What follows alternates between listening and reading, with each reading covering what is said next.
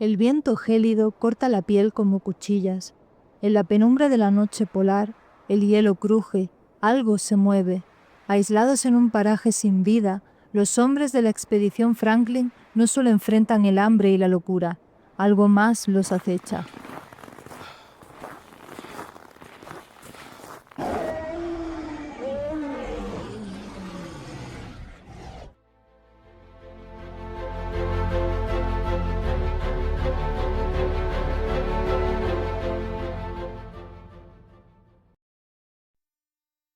Este no es el final real de la historia, pero es la versión que muchos conocen gracias a la serie de televisión Terror, basada en la novela de Dan Simmons, una visión ficticia de un misterio que ha fascinado al mundo durante más de un siglo y medio, pero la realidad puede ser aún más escalofriante.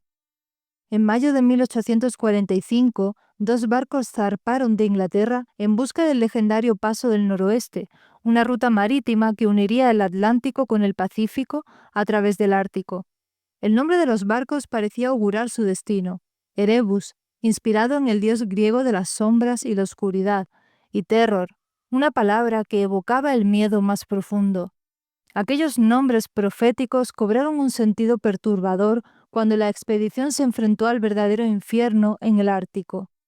A bordo, 129 hombres liderados por el experimentado explorador Sir John Franklin.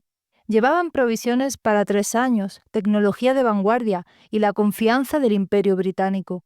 Pero lo que encontraron en los hielos del norte no estaba en ningún mapa. Tras su última escala en la bahía de Baffin, desaparecieron sin dejar rastro. Durante más de una década nadie supo qué les ocurrió.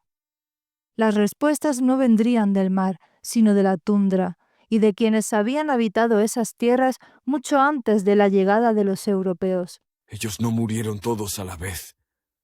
Algunos vagaron durante mucho tiempo, hasta que ya no quedaba nadie. En 1853, la Compañía de la Bahía de Hudson encomendó al doctor John Rae una misión de cartografía en la costa ártica canadiense, pero además de delinear territorios inexplorados, tenía otra tarea: encontrar cualquier rastro de la expedición Franklin. A diferencia de los grandes operativos navales británicos, Rae viajó ligero, utilizando trineos tirados por perros y técnicas de supervivencia inui. Fue esta habilidad lo que le permitió llegar a donde otros habían fracasado.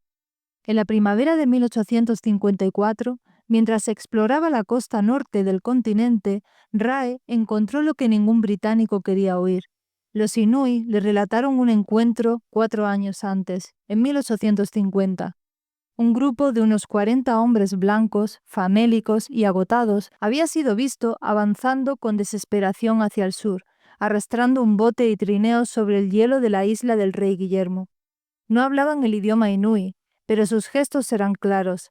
Sus barcos habían sido aplastados por el hielo y buscaban caza para sobrevivir. Los inui les vendieron parte de su caza, pero no fue suficiente.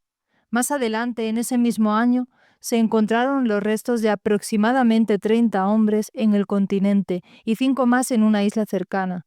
Algunos estaban en tiendas de campaña, otros bajo un bote volcado y otros simplemente esparcidos sobre el hielo. El informe de Rae era claro y terrible. Del estado mutilado de muchos de los cuerpos y del contenido de las ollas, es evidente que nuestros desdichados compatriotas se vieron obligados a recurrir a la última y temible alternativa para sobrevivir. Los hombres de Franklin habían sobrevivido lo suficiente para ver la llegada de las aves migratorias, pero su destino estaba sellado. Cuando Rae regresó a Inglaterra y presentó su informe, fue recibido con desprecio. La sola idea de que oficiales de la Marina Real pudieran haber recurrido al canibalismo era inadmisible. Lady Franklin estaba furiosa. Amenazó con demandar por difamación a cualquiera que publicara el informe de Rae y también advirtió que tomaría acciones legales contra cualquier periódico que se hiciese eco del informe. Y tenía recursos para hacerlo. También solicitó al almirantazgo y al gobierno que Rae no recibiera ni un céntimo de la recompensa que le correspondía por las averiguaciones hechas. Rae nunca recibió el dinero de la recompensa y toda la información que envió sobre las pruebas que le habían presentado los Inui fue ignorada en gran medida por el almirantazgo. Para ellos, los Inuit eran salvajes, así que, ¿por qué habrían de creer nada de lo que decían?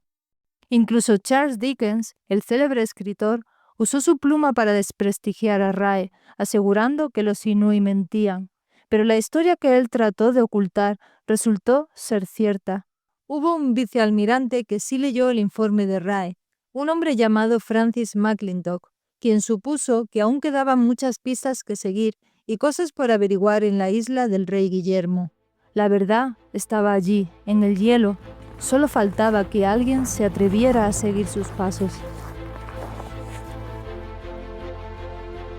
Gracias por llegar hasta aquí. Si te gustó el vídeo, regálanos un like y suscríbete para no perderte nuevo contenido.